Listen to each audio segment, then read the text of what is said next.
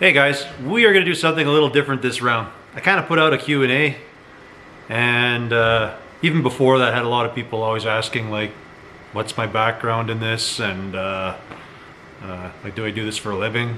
And well, quite frankly, no. This is just a hobby, just something to do for fun. So the way I want to do this, I'm gonna do a little recap on, I don't know, how I got to where I am at working with cars and stuff. And we'll hit up a little Q&A. I'm just waiting for my wife to get back from town, and then we'll do a little Q&A. I'll do a little, give you guys a little tour around the shop, maybe some of the tools and junk that I've acquired over the years or made. Yeah, should be a good time. So, my name's Brent. I fix computers and telephones. That's my day gig. Then it's usually the evenings and the weekends I work here, or I play around in the shop. I don't really call it work. I live in Manitoba, Canada, and you can tell that it's super cold out. So we've had a good winter so far. I've been dabbling with cars pretty much my whole life. It started on the farm, dirt bikes, stuff like that. So I always had that. And by the time I got 15 and a half, I think that's when I got my first car, which was a 280 ZX. I'll be putting some little pictures and stuff on here. I have to have a map because I can't remember all the junk that I've owned. Anyways, yeah, it was a 280 ZX. I think I paid $500 for it. I had just finished my first semester of auto body, I believe, so I knew what I was doing. Anyways, we bought this rotten car. My one memory there is I think we flat towed it out of the city, and I'm pretty sure we hit some back road somewhere, and my dad unhitched it and let me drive that sucker home with no license or insurance on the car or nothing. But yeah, it was a good one. I basically learned a lot, and probably later on things you shouldn't do, bodywork wise, stuff like that, because we only knew basic dent repair, stuff like that through auto body. But so from there I had lots of cars. I think I drove my parents nuts because I would just keep cutting and painting or doing whatever, like just basically messing up perfectly good cars for no reason. But they were nothing special cars. It wasn't until after I got I don't know what I was, let's say 18, I was something like that, 17, who knows. I was working, I bought my first truck. Well, I shouldn't say first truck, but anyways, I bought this 81 Toyota. It was on 38-inch tires, had the 4-banger, nothing special, but just a lifted 4x4 short box truck. To which, I don't even know if I owned it a year before I started cutting it apart. To which I had cut the roof off it, I made it a convertible. I found this funky step-side box thing that it was on a Toyota, so I shortened it down, put it on there, got a box made. I had put a V6 in originally, that motor went bad. Then I put a small block Chevy. I think I rebuilt it. I don't remember if I learned how to rebuild the motor then. That truck though, I did learn how to rebuild like turbo 350s and stuff like that. Basically paid a guy. He rebuilt it for me. I paid him and he let me watch him do it. So that's kind of how I always learn. I learned from watching. So, and then I proceeded to rebuild lots of transmissions from there. Oh, if I don't drink beer, whatever the question was, what's my favorite drink other than beer? And it would probably be coffee.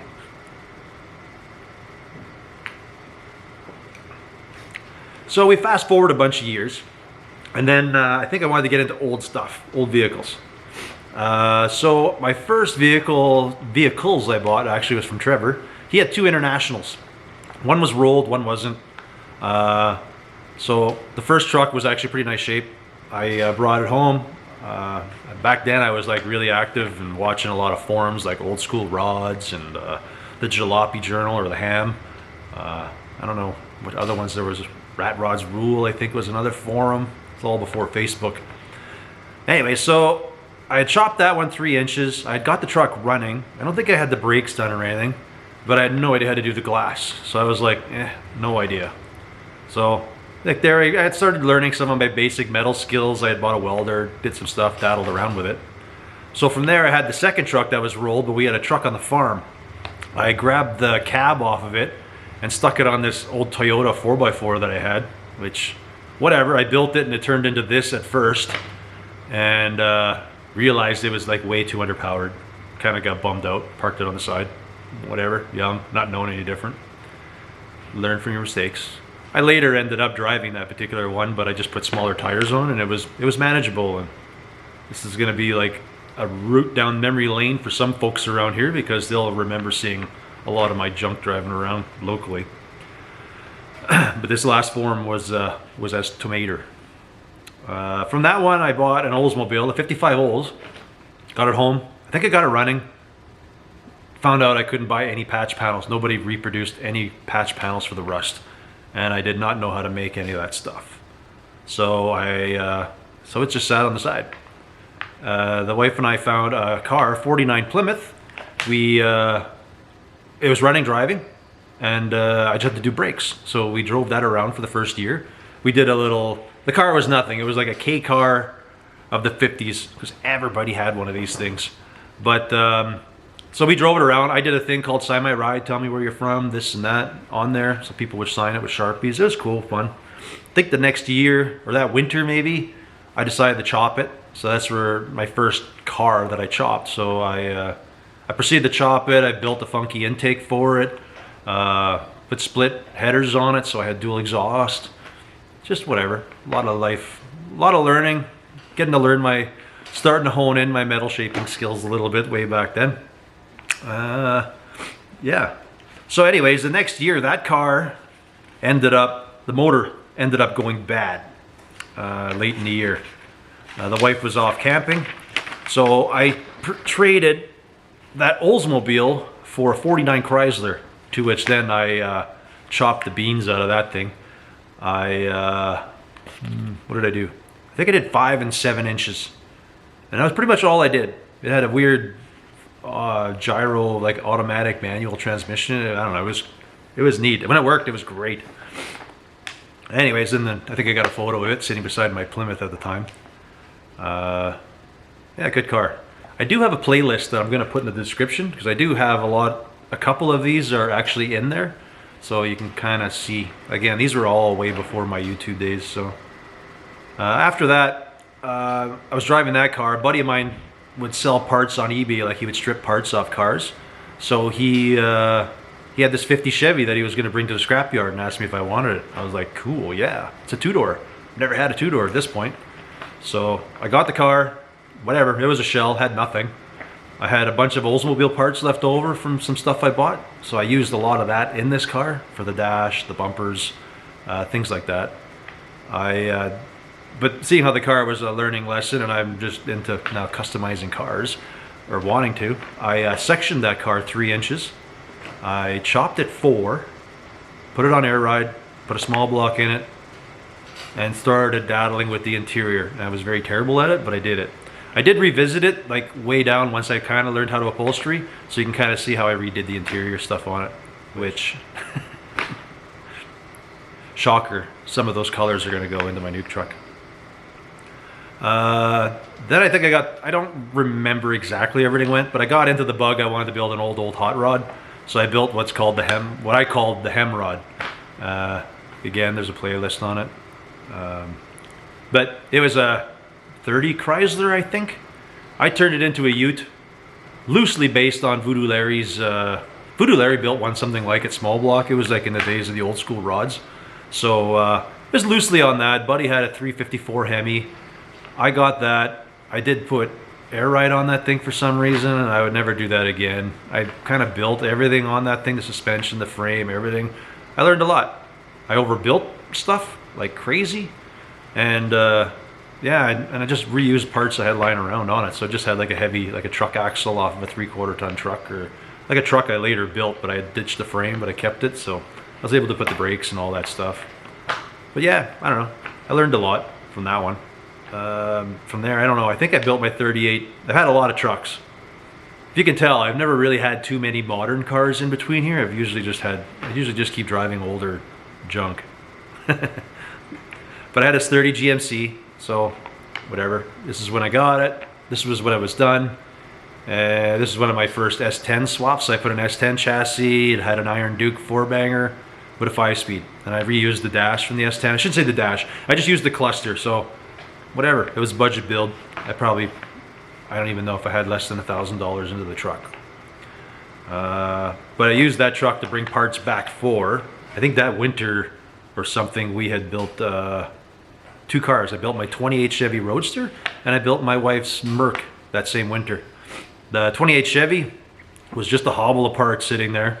But yeah, this is I think where I actually bought a sewing machine and kind of learned how to do some sewing. Because I did it, rocked it around the first spring, or maybe the first year, and then the second year I redid the interior pretty swanky in there.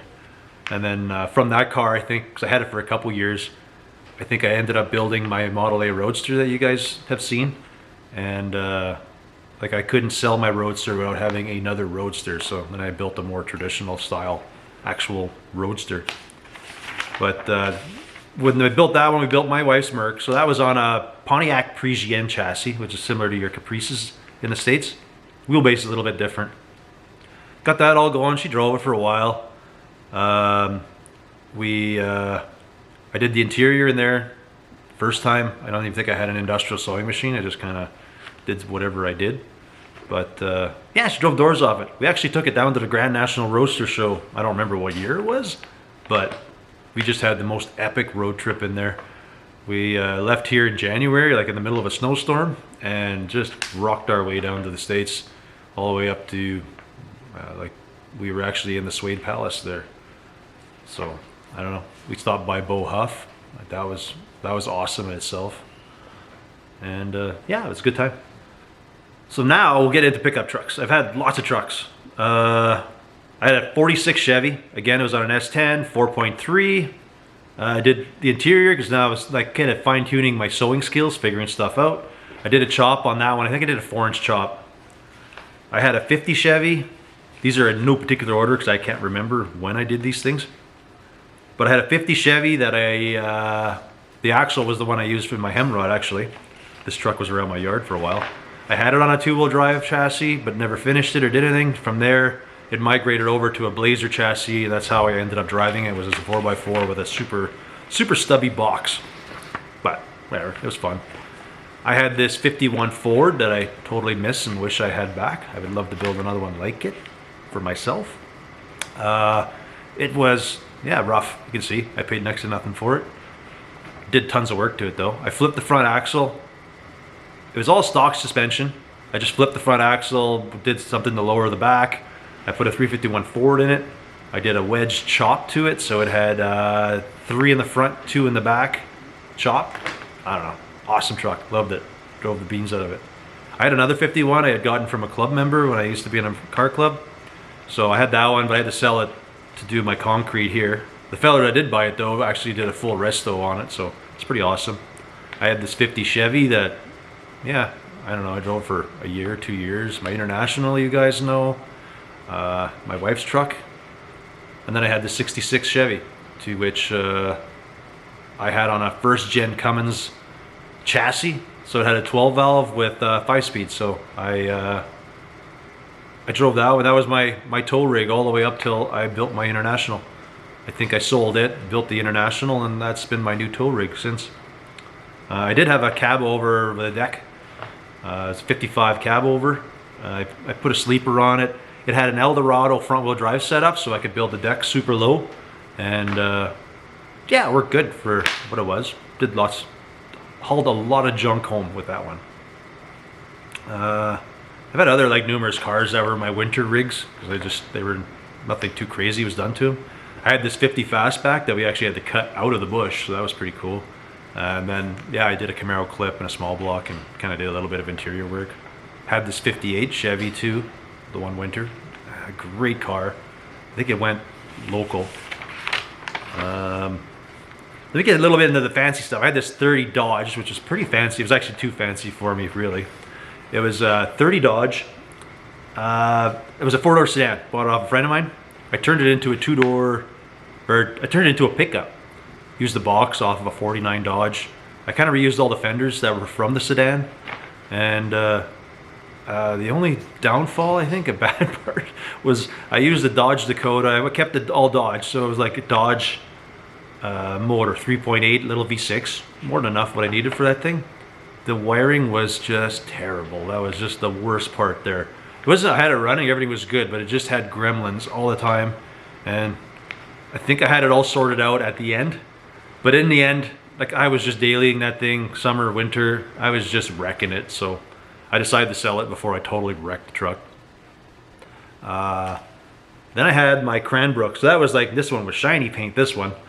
It didn't start that way, but I got it. A friend had it. He sold it to another friend. I bought it off of him. I had done some work prior to it for the first feller in exchange for my tall T. So you can see, well, you've seen my T, and this was me building it over here. But yeah, I had it. I did some more work to it than you first see it here when it was white. I fixed up the bumpers. Like, it had a Ford F1 grill with Dagmars in it. I extended the teeth on the F1 portion of it. It had the Dagmars. I molded it all into one. Had a T-bird rear bumper on it. I think the headlights were Frenched. I chopped it 4 inches. I put it on air ride. Put a small block in it. I think I used a 47 Ford rear window. The rear quarters, I think, were 57 Dodge with the taillights. And I think that was all I did to it. This one I pretty much honed up. Well, the 30 Dodge, I was getting really pretty good at sewing and stuff, I think. Not bad. This one, I redid all the interior. The seats were done, but I did the whole interior, stuff like that on it. I had a buddy and he did all the paint on it, stuff like that. And I just didn't enjoy it. The paint, I liked driving the car. I hated the upkeep of the paint. It was just, I did not enjoy it. I would always have to dust it and do stuff, and just worried about wrecking the paint. So that one ended up going down the road. It was local to Canada anyways. I think it went to Montreal, I think. I'm not sure. I can't remember. From there, I have my 30A, I think it's 30, Model A pickup. I know everybody inquires about that one. That one has a 2.2 S10 motor in it with a 5-speed. So this is where I first started using HP tuners and learning that stuff. So I basically got that thing to run standalone. So we did that one, and a buddy had his truck, so we learned that. From there, I had the 55 Chevy, to which one of the Pennywise boys bought there. That was my first V8 LS standalone swap, learning to cut down an oil pan, all that kind of jazz. So yeah, life learning stuff there. Where do we go from there? I think the latest was my 50 Buick. I had that one. Bought that one so many years ago because I wanted to make it super, super nice. And then I just wanted it. I don't know what I really wanted out of it. It just kind of sat there in limbo always. So then, I guess a couple years ago now, I decided to bring it in. I put it on a custom chassis, like another Caprice chassis that I stretched. I body dropped it to the ground, put air ride on it. I did a turbo LS in there because after the 55, that was fun. I figured I'm just going to go crazy with this one, and I just wanted that car to do funny car burnouts, but it ended up, it's actually probably fast. And that said, I'm really good at blowing up the motors, so it's currently broken, and I'm going to probably bring it in this spring, pull all the turbo off because I'm an idiot and I just keep breaking it. So I'm going to leave it naturally aspirated and just kind of rock it around like that because I want to do some road trips with it. I'd like to do back to the 50s, maybe that car, maybe the Pontiac. I don't know. We'll find out. That brings us probably up to when I started YouTube, I'm going to guess. I think that's when I started my 27T pickup. Kind of went from there, and then my Pontiac, and the ball kept going from there. Some folks wanted some updates on some of my stuff, so that 50 Dodge, the Crusader that I did, I drove it most of the winter. Then the transmission went bad. I was kind of over the car and sent it down the road. I didn't fix it, just kind of sold it as it was. General's still rocking along. I have a bad hub, but I kind of just locked it in, so I got my 4x for the winter. I will have to look at that and address it. My 51 Merc's been good. I have a video because I had a problem with the heater motor and was fixing that and some other stuff. I don't know. I don't think I've put it out yet or anything. And it's kind of like, it's way back. But yeah. The Studebaker people keep asking about. That one, yes, because I do want to do some dirt drags here in the field this summer. So I will be visiting it. That car will never, at least when I own it, will never go on an actual racetrack. It's pretty much just for farting around in the backyard, playing in the field. That's about where it's going. The 54 people ask about, and that one is coming in, but it'll be later summer. I'm doing a truck for a friend of mine, and that one's going to be the next one after the 37's done, or close to done. I might start it a little bit just to get a little bit of a break off of that thing. The 50 Buick will be coming in this spring because I do have to fix that motor because I do want to road trip that thing yet. And I think that brings us up to where we're at. I know you folks always ask about the dogs, and this is Buddy. I don't know what breed or mix he is, and it's the same with Pablo. I don't know. So that's Buddy, that's Pablo. He must have a little bit of pointer in him, but I don't know what the rest of him is. He is big. A buddy of mine had a Mastiff, and Pablo was as big or bigger than him. So, and Buddy's pretty darn big himself. So I couldn't tell you.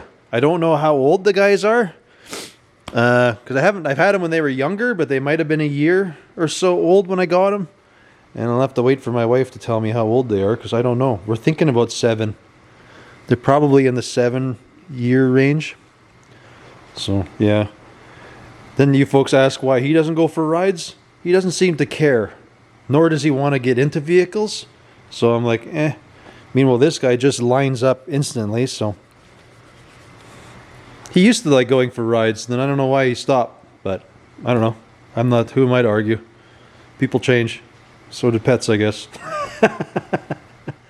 All right. Well. Hi. Esther's back. And she's got her questions that everybody pretty much asks. So, or we put a post up asking everybody to put in their questions. So we are going to answer some questions. We are going to try to answer as many as we can here. You betcha. I will start off by saying Brent wasn't totally sure how old the dogs are. We've had Pablo 1 year longer than Buddy, but they're both about 7 years old. We got Pablo in October 2015, I think, and I think Buddy came the following summer, I think. Anyways. That I'm not sure. Anyways, okay, here we go. Questions. What is happening with the Mustang build? Well, that one's the grandkid's car, and it is totally up to him. He hasn't really had any motivation in wanting to work on it, so until he's motivated to work on it, I'm not going to push him to work on it, because it definitely wouldn't be any fun then, so. And he's 15. His attention span is got time. all over the place. Yeah. How long have you been collecting cars? Probably a long time, but you'd probably know that better than I have. I want to say. When did I start dragging junk home? I'm going to say probably at least 20 years. Yeah, could be. I mean, I've always had them, but at the old cars, that's probably what it's been. Yeah. What is your dream project? Like, if you could build anything you wanted, what would you build? I don't know. I'd like to do like a smaller coupe, like a 34 Ford, something like that. I think that's basically what. But I don't know. I don't really have any dream. Just anything I'm working on is pretty much the next one I dig, anyways. Paolo's not used to having me in the shop. He's gonna sit. Oh, no, he's not too. Well, where are you going? How much time do you spend editing videos? I don't know. I usually just do it in the mornings. And in the late evenings too, sometimes. Sometimes a little bit. I don't know. It depends on the video. Sometimes it's I don't know, 2 to 4, probably like 2 hours maybe. Yeah, something like that. Maybe 3, depending how much stuff is in there. Who flies your drone? It pretty much flies itself most of the time. Pablo doesn't have any opposed thumbs, so he can't really help much. No, you're useless in the car.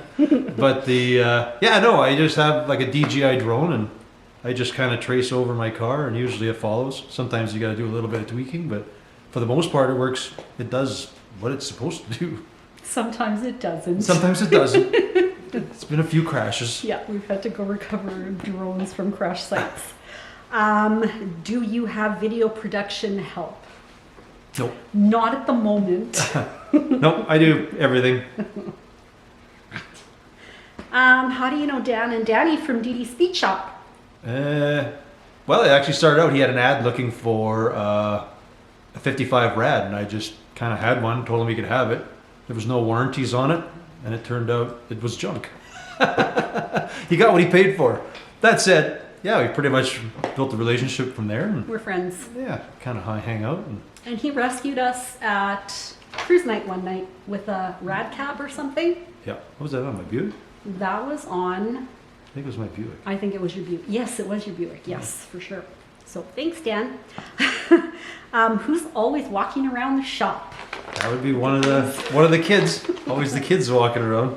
Or sometimes your friends. Yeah, sometimes I got friends, they're in and out. They kind of just borrow stuff or just doodling with, they're doing stuff in the shop. I don't know. It's kind of a Just come and come go to place. visit the dogs. Yeah. Okay, will you start selling merchandise? Oh, we actually Have do been sell for a it. long time. We just don't push it. It's Yeah. there. If you look for it, it's either on our website, I think there's a link, and then there's a link in Oh, that was wet. the YouTube has it somewhere too. He's very wet right now. It's snowing like crazy outside right now, by the way. Will you ever do YouTube full time? Maybe someday. I don't know. For now, it's just working, doing what I'm doing. So, kind of, yeah. I don't know. Maybe someday. You don't know. We'll see what happens. Where am I? What happened to the IH cabover? That one is down the road. I sold it to a fella in the city, and from there, the last I seen it, it's actually in Saskatchewan. So, I don't know. It's still out there. You might see it somewhere. Why do builders hate bodywork? It's messy And tedious? and tedious. Yeah. And you don't It's love mostly the mess. sanding? I can kind of jam through it, but I don't have it super nice. That's when you do it super nice. It's just the amount of sanding is just you do a lot of work and you don't get a lot of reward out of it. That's what I find. It takes forever sometimes. Yeah. Which car would you rescue if there was a fire and you could only save one? I have no idea. Whatever's closest to the door, mind you. I think most of them are safe because most of them just sit outside during the summer. So There's none really in the shop unless you're working on something. So, what do you do when you're not in the shop? well, not a shop. Well, usually, hopefully, we're cruising. That's usually it. Or traveling?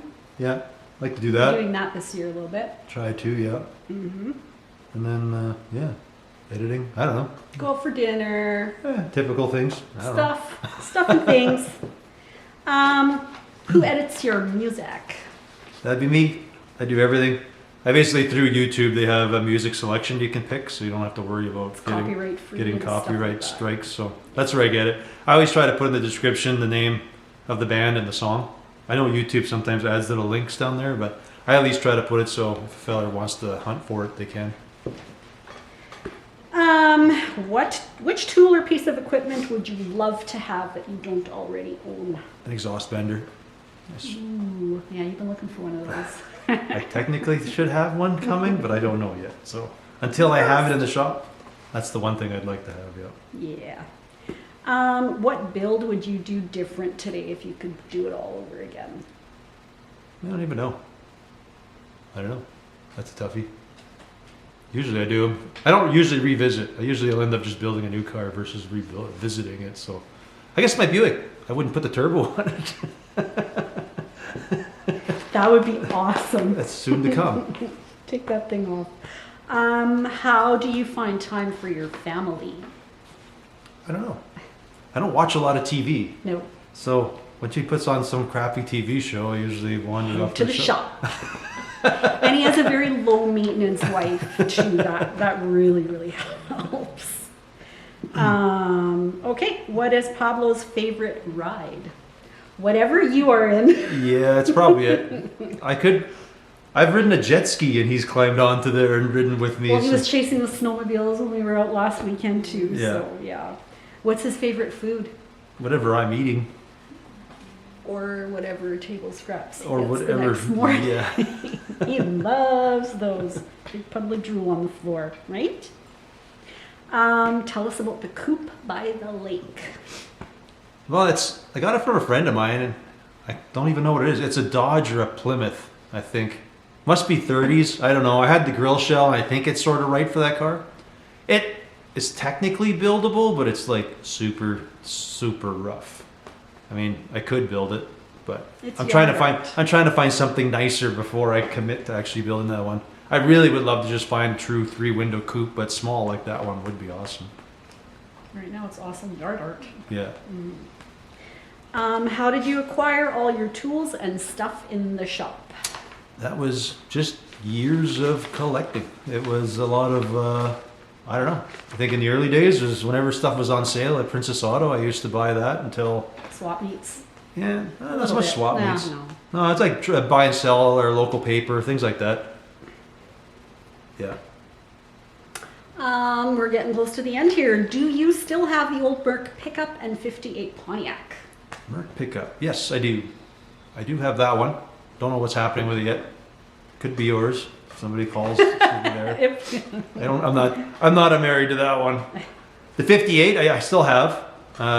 Will you be working on it soon? Next question. Won't be soon, but I do actually have like an old Cadillac chassis that I was debating doing the floor pan, everything. I haven't checked to see if the wheelbase is right because the car is super cool. Like I actually do dig it. I like it. What's in the white barn? There's really nothing in there. There's car parts, and my brother has a bunch of old tractors like ARs and A's, and I don't know my tractors. If I was smart, I would have got into that as a kid because it's much cheaper to. Very lucrative. Yeah, much cheaper to fix, build, and restore, so to say. And do you have a P.O. box? Yes, we do. I do. I don't know. I think it's in our about on YouTube. I do have a link on my webpage. There's a link to get to the P.O. box, and yeah, I guess I can leave one in the description here with the link to all the playlists on the other about some of the builds that I don't have or mention anything about that you might have seen. Your dog is not interested in you right now. How do you find all of your vehicles? This is the last question. Are you a salvage yard? Nope. You'd think so, though. You would think, yeah. Like the kid does a lot of wrecking cars and sending them like scrapping cars. So that's why you see me pulling parts from some junk that he has back there because it's just on the way to the junkyard at some point. Yeah. But any of the old stuff in the front has just been years of collecting. Yeah. Dragging stuff home, saving them. Yeah. Saving Try to them from the pick a few wrecker parts and or the whatever. shredder. Yeah. Trying to outbid the scrap guys. That's usually what it is. Don't want them crushed. Yeah. But yeah. So I guess that's where we're at. I think we've answered most of your questions. Yeah, I think we got her. We'll do a little bit of a shop tour. We'll kind of do a little walk around. I'll show you a couple of the tools that I made, things like that. Most of it's just, I don't know, just generic tools like everybody's got. So, I don't know. Well, most people, I guess. Again, I've been collecting for years and years. So, and then some stuff was just purpose built for whatever. Yep. I do have probably a video talking about some of them, but yeah, we'll do a quick tour and show you anyways. So, let's do that. Okay, we'll do the old peanut tour. So this side here, this is where the kid's got his spot. I think eventually he'll get his hoist hooked up. I don't know. I gave him a dedicated spot that he can keep it all messy and do whatever the heck he wants, and I don't have to stare at it. I kind of did some of my metalworking tools. I've moved over here. So I've had a lot of these tools since before I was, when I was in my old shop. Some I bought and acquired over time. Usually the stuff goes on sale or I bought it used or something most of the time. But we have our typical shelving. We got a shear. That was a Princess Auto deal. I have two bead rollers. This one we bought when we were at the Road Rocket Rumble. I was down there, so I bought this down there. It works good. I really wish I would have got one with a stronger motor and a deeper throat. So it's like, whatever. Your stretcher shrinker. These is back in the day when a lot of the stuff I couldn't buy at Princess Auto. So this English wheel I got at Harbor Freight. I had a plenishing hammer from Harbor Freight, but Princess offered another one that was pretty nice, had the big stand, so I did that one. We got our 4-foot brake. I used to have a Princess Auto one, a little 3-footer back in my old shop, but this one's now my go-to. We have my plasma table that, I don't know, I've had a couple versions of this table, but this is the biggest one, I guess. It's kind of just made out of just garbage that I had lying around. So that's why it's not really like a full, it's 5-foot wide sheet, but I think I can only go about 7 feet or something like that on it, which I felt if I was doing a frame rail or stuff, that's more than enough. But it's just made out of a simple, I bought bigger stepper motors and stuff, but I think the electronics altogether on here, I only have like, what the heck was it? Is it $400, $500 in electronics? And the rest of it is just all like skateboard wheels, and then I kind of made some caps for them where I would press the bearings in. So it's just kind of, I don't know, it's all hobbled together. It's just a simple, I don't know, one of these Chinese boards with a single power supply. It does have a torch height controller, but even that thing I think at the time was only like $200 or something like that. So what the torch height does is as your piece of steel warps, it'll kind of try to keep a consistent distance from your steel. So that's that. I have a few welders, but I started with this 180. That was my big welder that I had bought at one time. I had some older, I wouldn't say crappier, but it was like a liquid air welder, some stuff like that. And I just slowly upgraded as I could afford stuff. So we have that one and the plasma. I had some of the Harbor Freight plasma cutters, and they were actually really good. Over this Hypertherm, I couldn't tell the difference, honestly, other than I couldn't get the consumables here. So now with Amazon and eBay, that's so much easier to get. So we have that. I have a 140 version of this thing as well, and then I think I have a bigger 220 unit that I use for like framework, stuff like that. And then, yeah, like you got your lathe, mill, iron worker. And a lot of this is just auctions and wherever else you can find this stuff. So here I have, I think it was when I was doing my Barrett all Chevy, that bare steel one. I was going to louver the hood and stuff because it was pretty hot after I sectioned it. So I built this louver press, to which Princess had a big sale on some dies and stuff. So I only had the single die for it.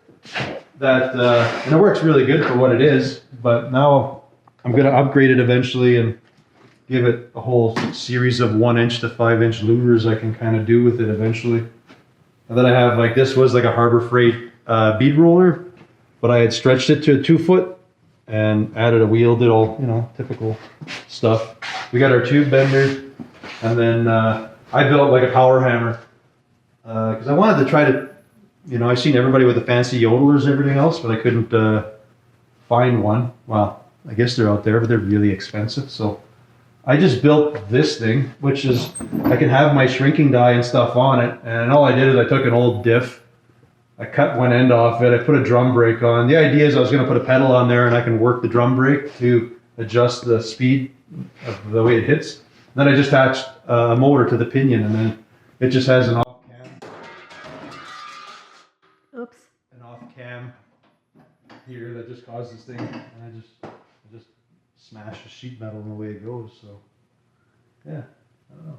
That's pretty much it. It's nothing, I don't know, nothing fancy. I mean, there is fancy stuff, but you don't need this all to do a lot of the basic stuff. I just had it and tried to make my life simpler, I guess. Make things a little faster to get stuff done. I don't know. I think that's the 2-cent tour.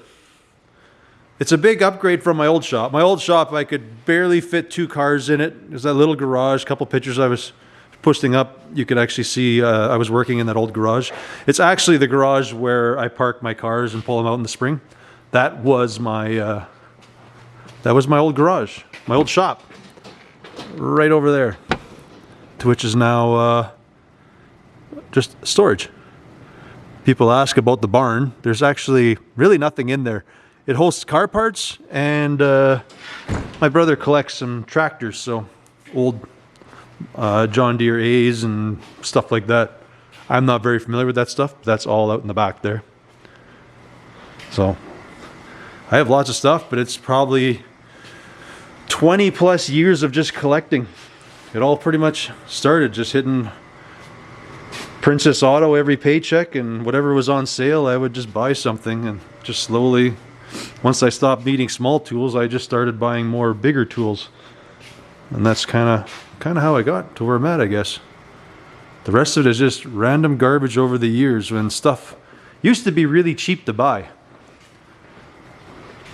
Used to be able to go to, we had our local Kijiji or buy and sell back in the day, and you could buy an old car for $100 to $300. Those were the good days.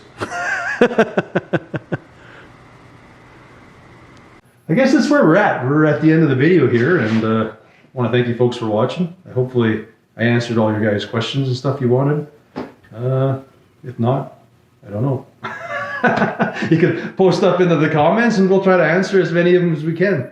Any of the questions we didn't get to, we'll try to answer them and leave that thread going, and we'll just answer stuff as we go, as we can. But yeah, I just want to thank you guys for watching, and we'll catch you on the next one. Later.